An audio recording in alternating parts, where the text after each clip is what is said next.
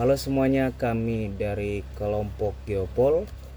Kami di sini kelompok kami beranggotakan 5 orang. Nah, di sini ada Hibet. Halo, Halo, Glenn perkenalkan Gilbert. nama aku Glenn. Di sini ada Ping Ping atau Farehan.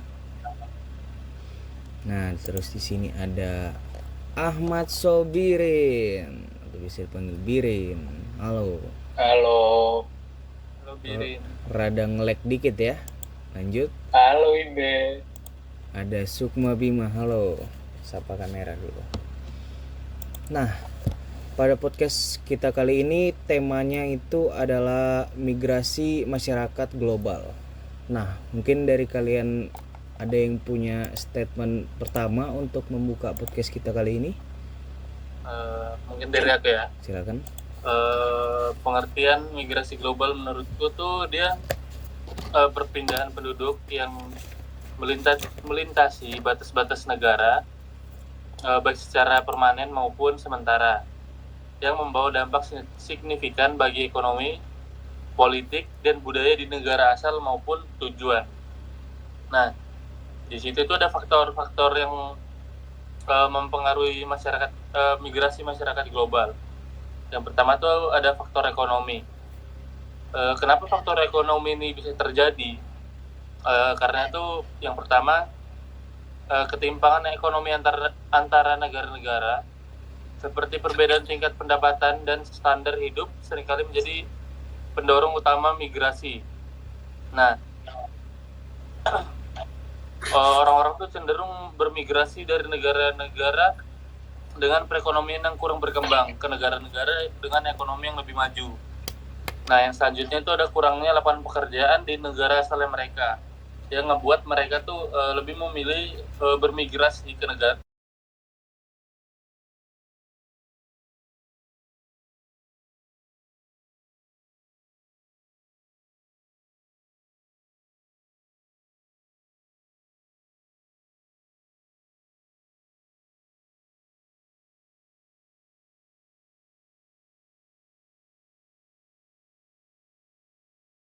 Selanjutnya itu ada faktor politik. Nah, faktor politik tuh mencakup kayak konflik, perang, dan ketidakstabilan politik di negara asalnya mereka, yang ngebuat mereka tuh meninggalkan negara mereka dengan alasan keamanan dan menghindari konflik yang terjadi di negara mereka.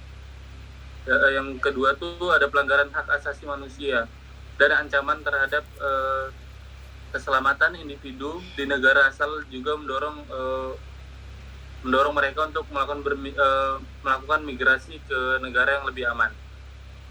Yang selanjutnya itu ada faktor lingkungan. Nah, kalau faktor lingkungan tuh mencakup bencana alam seperti gempa bumi, banjir, dan kekeringan. Nah, itu juga dapat memaksa seseorang untuk melakukan migrasi ke tempat yang lebih aman dari bencana ini. Nah, bisa juga terjadi karena degradasi lingkungan seperti penggundulan hutan dan polusi dapat mengurangi ketersediaan sumber daya dan mata pencarian dan mendorong orang-orang untuk melakukan migrasi ke negara yang dapat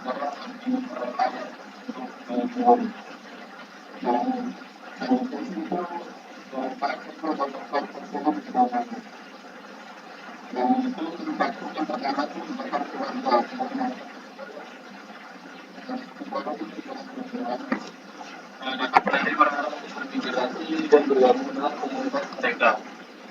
Yang selanjutnya itu ada perbedaan gaya hidup, budaya, dan nilai-nilai antara negara asal dan tujuan dapat menjadi faktor juga menjadi faktor untuk memperketatkan migrasi. Nah, yang itu pun ada berkualitas pendidikan yang tinggal dan membawa tujuan pertama untuk maka sekarang orang-orang melakukan migrasi demi mencari peluang perlindungan yang lebih baik. Nah, aku akan sebentar mungkin contohnya itu krisis pengumpulan dan dampaknya terhadap migrasi dan dampak terhadap migrasi kekolonialan.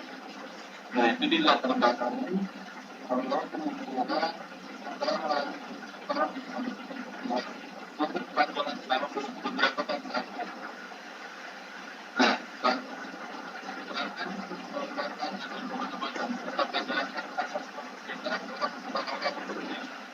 kan kalau memasukkan negara dari negara kan kita menggunakan negara tersebut.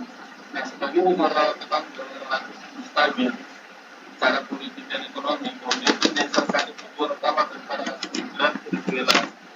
Nah, faktor pendorong migrasi dari Venezuela itu yang pertama adalah krisis ekonomi di Venezuela. Kemudian kondisi inflasi dan kelangkaan pada kebutuhan pokok dalam menyebabkan kemiskinan yang meluas dan memburuknya kondisi hidup masyarakat. Kondisi hidup masyarakat. Bagi kamu juga peraturan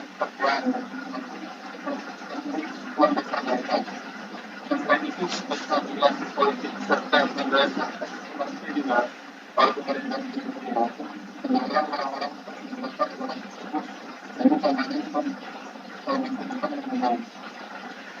Nah, faktor penanganan migrasi korupsi itu karena mungkin alasan tersebut berbagai faktor menarik misalnya migrasi juga. Itu pertama stabilitas politik dan ekonomi relatif ekonomi membuat harapan akan kehidupan yang lebih nyaman dan layak. Selain itu, kemudahan akses dan layanan kesehatan dan pendidikan bagi para migran itu menjadi daya tarik tersendiri bagi mereka.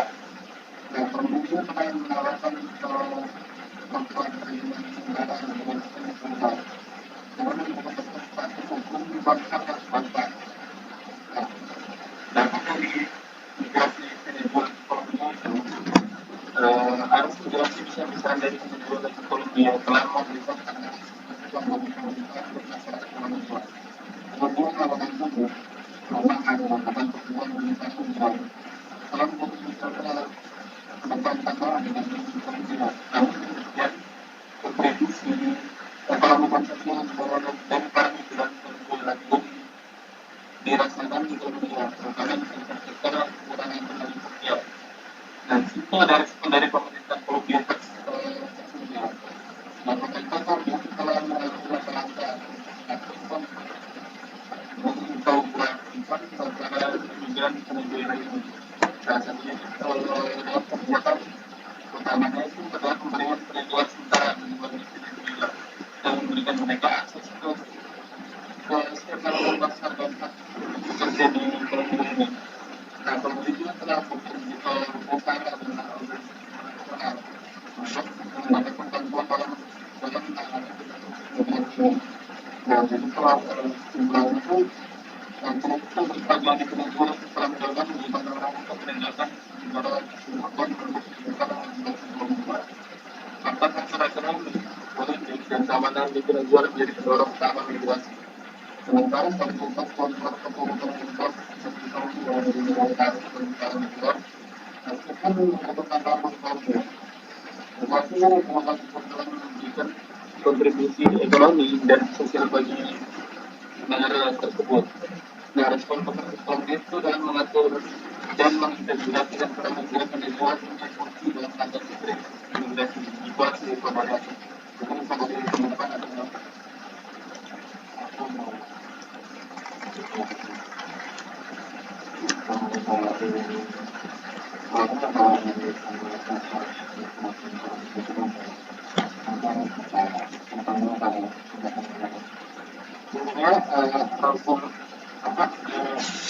di Suriah itu negara Sulawesi yang kedua adalah masyarakat di bawah karunia di bawah Banda Asad Asad yang mengatur melakukan pengeluaran segala jenis bantuan dalam bencana masyarakat Asad itu mengatakan mempertahankan kerasaannya lewat jalur pengurusan dari satunya adalah pendekatan setelah itu mengubah kamu buat membangun masyarakat Suriah itu ubah kelas gitu karena untuk memaksimisasi sebuah terus kan tadi kita membahas korporatif ini korporatif ini berusaha menggunakan lalu sementara mayoritas penduduk Suriah itu adalah menggunakan buku membuat mayoritas di posisi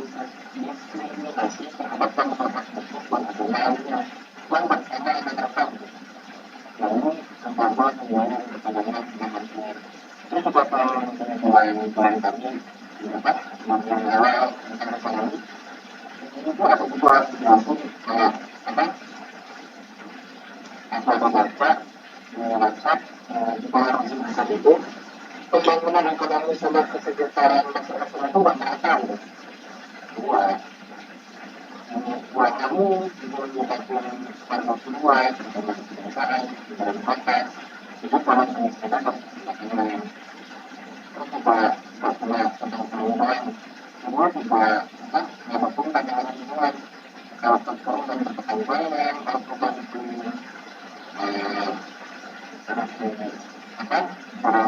para komunitas itu dulu serta pertama tuh dulu dulu mengalami kemiskinan karena akibat seksual kekerasan terus apa itu perkembangannya persekusi asing jadi dulu pas 2010 itu ada demonstrasi anti pemerintah yang pecah di tahun 2011 yang asing itu mulai terlibat gitu dengan kepentingan mereka masing-masing mendukung pemerintah, mendukung kelompok oposisi. Situasi ini hubungan global, jadi menyebabkan peristiwa dan bikin para bangkit sama krisis. Terus ya contoh krisis itu apa? Contoh krisis gara-gara barat tadi itu bagi melakukan ratusan ribu orang sama mereka di bawah sosial itu dari negara itu. Jadi kalau saya salah dari 2011 itu lebih dari 5,8 juta orang jadi 5,6 gitu ya 5,6 juta orang semua itu wajib pengungsi di tengah negara terutama ke negara-negara tetangga seperti Vietnam, Malaysia, negara-negara kan tadi kita berharap migrasinya masyarakat semua gitu yang tinggal di negara-negara tetangga itu tuh ada banyak juga jadi fungsi ini jadi beban bagi negara-negara tetangga tadi khususnya di Turki yang jadi penerima terbesarnya gitu transaksi berapa sisa fungsinya tapi semua sebenarnya untuk mengenai terlepas dari semua itu harus menjadi kemenangan, harus jual, kesehatan, sama pendidikan bagi masyarakat kalau bisa lebih terus juga saluran konstitusional itu jadi menjadi seksual gitu ya sama masalah keamanan di negara-negara tentunya jadi negara lainnya yang mendorong beberapa negara itu untuk membatasi atau memperketat lagi penambahan komuniti Suriah. Kalau kita di Jepang internasionalnya sebenarnya ada tapi atau yang mengatur jadi untuk komuniti Suriah itu jadi satu utama waktu itu di Perintah Barat PBB sama organisasi kemanusiaan yang lainnya itu utamain memberikan bantuan dan penelitian bagi komuniti Suriah tapi karena kurangnya komitmen dari negara-negara donor ini tuh menjadi tantangan tersendiri di dalam mengatasi krisis ini secara menyeluruh jadi dari sisi semua kita harus membuat gitu gimana kehidupan domestik selain pandang bisa jadi gelombang pengungsian yang besar-besaran itu lintas batas jadi beberapa pengungsian ini sebenarnya bantah buat bagi kebanyakan kantor terus juga menjadi isu yang kompleks yang harus diberikan respon internasional yang terstruktur atau terkoordinasi. Oke, ada yang mau menanggapi atau selanjut? Aku mau menambahkan lagi. Oke. Kalau aku dari migrasi masyarakat Afrika subsahara ke Eropa. Dan sebelum itu, aku bisa ini akan menjelaskan proses ke Eropa ke Eropa kita kan pelajaran itu mereka dari aktivitas sekolah itu dari mana gitu kan. Nah, ini aku dapatnya dari Wikipedia sih. Jadi aktivitas sekolah adalah istilah yang dikalkulasikan untuk menggambarkan negara-negara di benua Afrika yang dianggap termasuk bagian Afrika Utara. Nah, pada abad ke-19 diibaratkan dari dunia barat, wilayah ini kadang-kadang disebut sebagai Afrika atau Afrika Besar. Menurut pembahasan ini tersebut, perbuatan imigrasi dari negara-negara Afrika secara rata-rata telah terjadi selama beberapa dekade. Banyak orang dari wilayah ini seperti dari negara Nigeria dan Somalia berpindah ke Eropa dengan tujuan mencari kehidupan yang lebih baik atau sedang melarikan diri dari konflik tersebut atau lebih lagi dalam menggunakan dampak perubahan iklim dari negara asal mereka. Faktor pendorong mereka untuk bermigrasi itu karena kemiskinan, pengangguran, dan ekonomi yang klinis di negara di Afghanistan berada. Ini menjadi pendorong mereka untuk migrasi. Selain itu, konflik bersenjata dan beragam serta bencana alam dan dampak perubahan iklim juga mengakar banyak anak Afrika Utara untuk meninggalkan negara mereka. Terus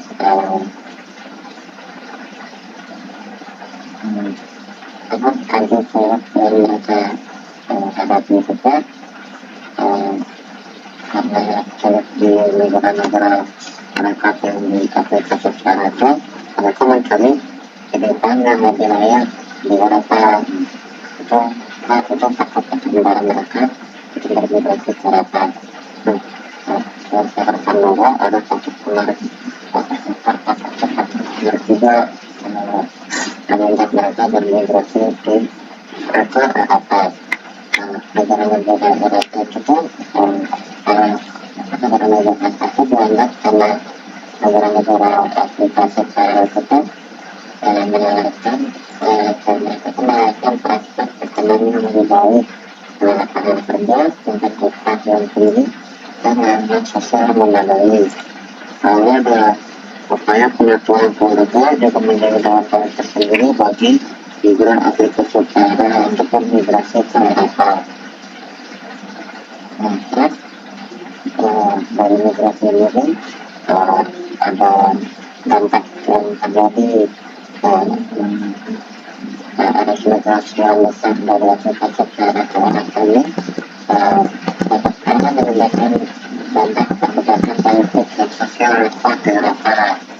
Nah, hal ini membawa tantangan dalam hal integrasi terbuka ini dan penyediaan layanan bagi para migran. Lalu harapan menggerakkan harapan dalam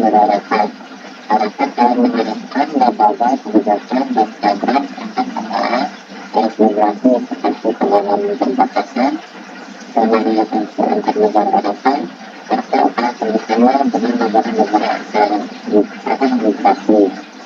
Tujuannya adalah untuk mengendalikan dan mengatur arus migrasi dengan baik. Sambil juga mempertimbangkan aspek kemanusiaan dan memenuhi kewajiban internasional. Nah, intinya tuh kasus migrasi dari Afrika secara global ini mengembangkan kompleksitas isu migrasi global di mana faktor-faktor ekonomi, politik, lingkungan, dan sosial budaya saling berinteraksi dan mempengaruhi pola serta dampak migrasi. Penanganan isu migrasi ini membutuhkan pendekatan menyeluruh dan kerjasama antar negara agar migrasi dikelola secara efektif dan adil. kayaknya sih dari Baratkan ada yang lain lagi atau menambahi sekali pas yang lain. Silakan. Aku mau menambahi seperti pas edukasi muslim pemuda. Terus kalau praktis mengalami perpindahan secara massal dari Myanmar berbagai negara dari Dewasa, Australia, dan masuk ke tempat itu. Alasan mereka memutuskan itu karena konflik teknis dan ekonomi di Myanmar.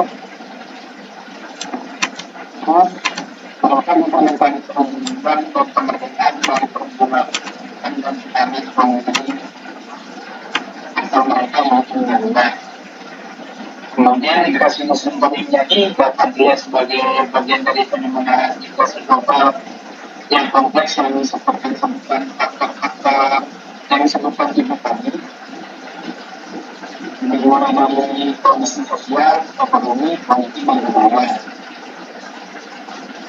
Kemudian mereka memperlukan perlindungan bagi kemerdekaan dari perbuatan dan tekanan politik yang terjadi di Myanmar.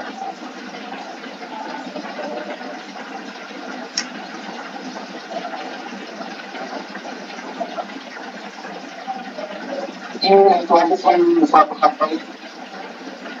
Lebihnya, mohon maaf. Maaf, ada tanggapan?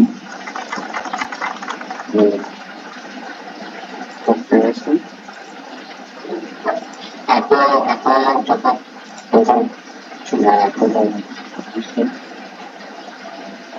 dan kita memperbaiki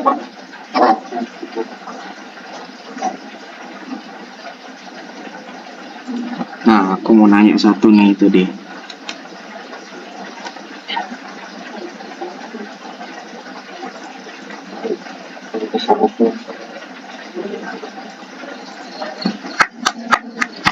Oke. Kita 22 menit ya. Sudah melewati podcast ini. Masing-masing sudah memberikan studi case-nya. Dan mungkin ini jadi akhir dari perbincangan kita di podcast kali ini, di malam ini. Mungkin kalian ada yang mau ngasih kata-kata sebelum kita berpisah podcast hari ini?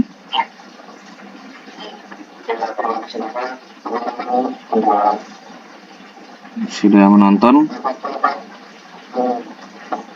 Jangan jawab.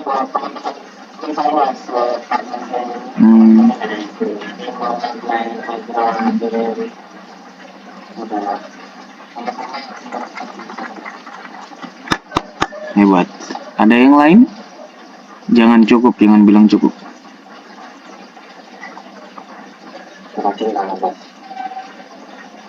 Oke, kalau begitu.